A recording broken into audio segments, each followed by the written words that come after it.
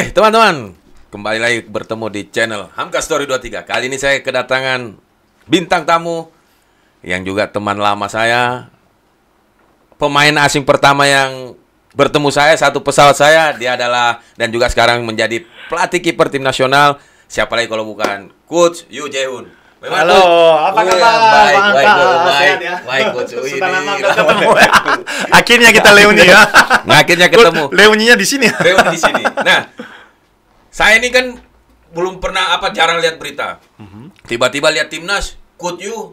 Awalnya jadi translate, toto sudah jadi pelatih kiper tim nasional. Saya bilang, waduh, ini mantap ini. Kenapa? Jujur teman-teman, salah satu yang bisa membuat Persipura juara di tahun 2010 ya karena andil dari Coach Yu. Karena ada Hamka yang datang. Nah, ini kita cerita masa lalu kita ya. Pertama datang ke Indonesia, itu kan Jakarta, terus ke Jayapura. Betul. Nah, perasaan Coach Yu ini seperti apa? Saya bermain dari Korea ke Indonesia ini, sudah tahu belum itu apa Jayapura itu jauh atau hanya di satu kali penerbangan? Iya, pertama saya nggak kenal ya kota Jayapura itu, saya nggak kenal. Mungkin orang Korea juga nggak ada yang tahu tentang Papua, itu nggak ada. Paling tahunya Bali, Jakarta, tahunya cuma itu doang. Iya, tapi katanya agen bilang klub itu ada di Jayapura, di Papua. Makanya saya di searching aja ya, di mana ya. Ternyata agak jauh ya, tapi saya nggak tahu itu kira-kira berapa lama, berapa jam ya di pesawatnya ya. Jadi pas saya sampai di Jakarta itu sudah malam hari. Jadi mereka bilang besok harus berangkat. Oke. Satu malam kita saya inap di hotel. Terus yang kemudian besok malam ya. Kalau pesawat ke Papua kan malam. 9:10 kayak gitu ya. Saya berangkat dari Jakarta menuju ke Jayapura. Ini nggak mau sampai-sampai. 1 jam, 2 jam, 3 jam, 4 jam. Saya lihat jam tangan terus 4 jam, 5 jam. Ini di mana? Kirain balik lagi ke Korea. Soalnya Incheon Jakarta aja, Korea Jakarta aja 7 jam. Ini sama 7 jamnya. Makanya ini hampir kayak balik lagi ke Korea. Akhirnya ya pagi hari ya, jam 6 pagi. Jam 6 pagi kita sampai di Jayapura ya. Agen kamu tidak kasih tahu bahwa ini enggak kasih tahu. Waktu itu saya tanya sama agen, kondisi kotanya gimana? Dia rahasia. Enggak rahasia. Kalau terlalu kampung saya susah deh adaptasinya. Terus dia kirim foto. Enggak, itu bukan kampung. Indah ini. Bagus banget. Saya langsung bilang, coba kirim foto kondisi kota. Dia kirimnya pas yang Pizza Hut, di Abepura ya, sama KFC, ada yang Dunkin. Dia fotonya cuma bagian di situ. Makanya, ini kayaknya bagus deh kotanya. Ya akhirnya saya percaya kata dia. Tapi tidak dengan jam pesawat Jakarta. Enggak kasih tahu. Dia enggak kasih tahu. Dan ternyata guys, jadi saya satu pesawat sama Coach Yu. Betul. Saya juga belum tahu kalau Coach Yu ini pemain Persipura ya kan? Persipura. Nah, tiba-tiba kita mendarat jam 6 ya di Jayapura. Kita ketemu di Sentani ketemu di bandara. Yang jemput siapa? Dia bilang, ada juga kok pemain asing. Saya bilang, mana? Itu satu pesawat. Baru kenalan. Coach Yu juga langsung bawa istri ya? Ya, betul. Langsung bawa istri dari Korea. Betul. Nah, pas masuk keluar dari bandara itu, apa langsung pemikiran Coach Yu? Ya, tahu sendiri ya, kalau dari bandara mau ke kota kan nggak ada apa-apa, adanya gunung doang ya. Ya. Makanya saya tanya, waktu itu yang jemput saya itu Pak Manajer Parudi Maswi ya, Parudi. Jadi saya tanya, di sini nggak ada rumah sakit, di sini nggak ada mall, di sini nggak ada ini, di sini nggak ada ini. Ya, saya tanya mulu sama Parudi, tapi Parudi yang ujung-ujungnya dia malas jawab ya. Karena mungkin dia anggap saya terlalu bacot ya. Akhirnya dia saya tanya pun dia nggak jawab, ya saya diam aja deh. Iya, jadi 1 jam ya kita perjalanan 1 jam. Ke kota ya. Nah, akhirnya kembali ke kata Coach Yu tadi, bacotnya banyak. Nah, ini yang harus dibutuhkan sebagai seorang kiper. Karena kita sebagai pemain belakang kalau kiper tidak terlalu cerewet, kita akan blank. Betul. Nah, jadi jangan beranggapan bahwa kiper teriak-teriak itu marah-marah, bukan, itu mengingatkan. Betul. Jadi inilah salah satu contoh di mana kita bisa menjadi juara kala itu, Coach ya. Dan Coach juga setelah itu juara lagi. Ya kan? Nah, pas sudah berada di Kota Jayapura, kita sudah di Persipura. Nah, pemikiran Coach belum tahu nih dengan klub-klub Liga 1. Betul. Berapa jam turnya atau apanya. Nah, pas pertama Coach kita latihan, apa yang langsung ada di perasaan Coach melihat teman-teman pemain semua? Waktu itu latihan perdana itu di Brimob ya.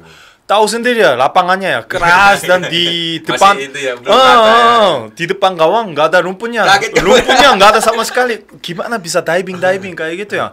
Tapi waktu itu kan memang belum tanda tangan kontrak, jadi mau atau enggak ya saya harus, katanya mereka mau lihat kondisi saya, ada yang cedera, belum kontrak.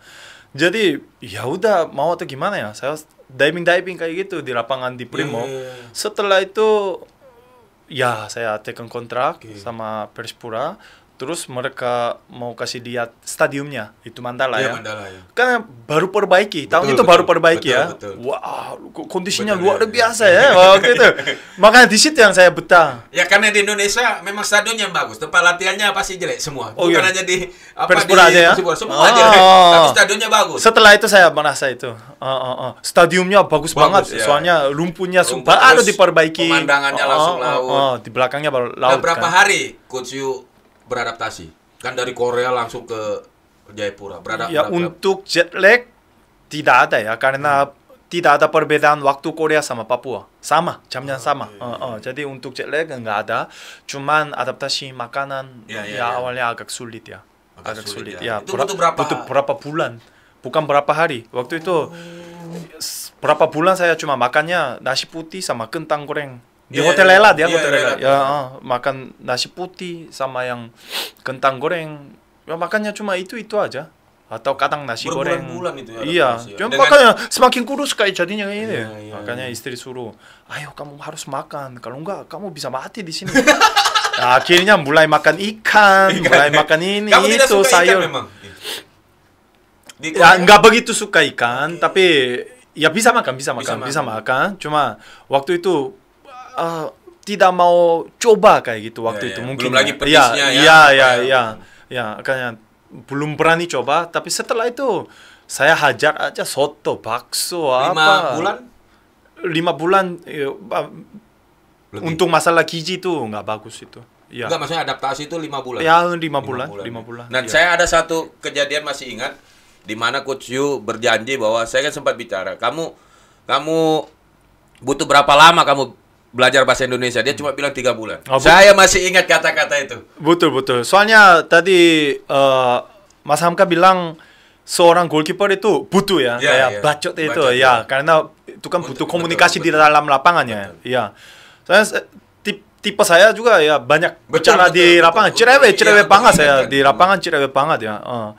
Jadi saya pengen cepat belajar bahasa Indonesia, tapi nggak ada guru, nggak ada yang gitu. Ya, itu dari makanya waktu saya terbang dari Korea, saya beli kamus bahasa Indonesia Korea, kamus. Saya bawa cuma kamus satu. Pas nggak ada latihan, ya saya belajar sendiri. Dan Hotel Lela kan banyak ada orang hotel ya, orang resepsionis atau di bagian restoran. Saya tanya sama mereka. Terus saya sering tanya sama ada Mas Hamka juga, terus ada Ferdiansyah. Saya sering tanya. Jujur Coach hebat sekali. Karena apa? Dia berjanji 3 bulan saya sudah bisa bahasa, dan itu ditepati. Jadi teman-teman pemain asing tidak susah kok belajar bahasa Indonesia ya kan. Yang penting giat kayak Coach dia bawa selalu kamus.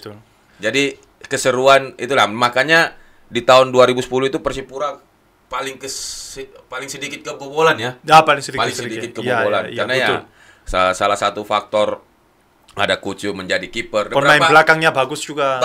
Ada Victor, Bio, Hamka. Jadi semuanya lengkap. Tapi masih berhubungan sama teman-teman itu, Coach. Sama Ricardo Salampesi juga masih di kontak. Terus yang Boas Solosa kadang saya Boas, kontak juga. Iya, saya masih berhubungan baik. Berapa lama, Coach? Victor. Di Persipura? Saya 6 atau 7 musim ya. Iya. Di Indonesia sudah berapa tahun? 15? Total 15 tahun. Ini tahun ke-15. Berapa klub, Coach? Sudah? Persipura, Bali United, balik ke Persipura lagi, terus habis itu ke Mitra Kukar, Borneo, Pinjang. Borneo Pinjang, Okay. sama terakhir Barito Putra. Jadi 5 klub, total 5 Berhenti klub. di umur berapa? 37. 37. Waktu datang 27. Pas 10 tahun saya main di Indonesia, setelah itu saya gabung sama staf pelatih. Oke. Tapi coach Yu tidak kaget itu langsung dipanggil ke tim nasional dari klub. Ya, maksudnya setelah saya pensiun ya. Setelah pensiun, ya memang saya pengen jadi pelatih ya. Saya pengen jadi pelatih. Jadi saya pulang ke Korea untuk ambil license kepelatihan. Tapi di saat itu saya tahu Koshin mau pegang timnas Indonesia. Okay. Jadi saya yang hubungi duluan ke Koshin dan saya apalagi Coach Yu kelebihannya. Kenapa Coach Shin bisa cepat beradaptasi?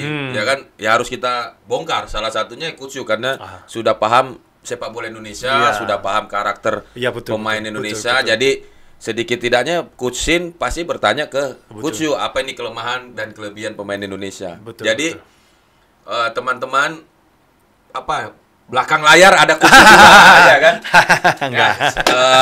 Saya doakan Coach Yu Jae-hoon sukses menjadi karirnya sebagai seorang pelatih kiper dan juga saat ini di tim nasional. Insya Allah bisa memberikan atau membuat tim nasional kita bersama Coach Shin bisa menjadi lebih bagus, lebih maju dan akan menjadi juara. Amin.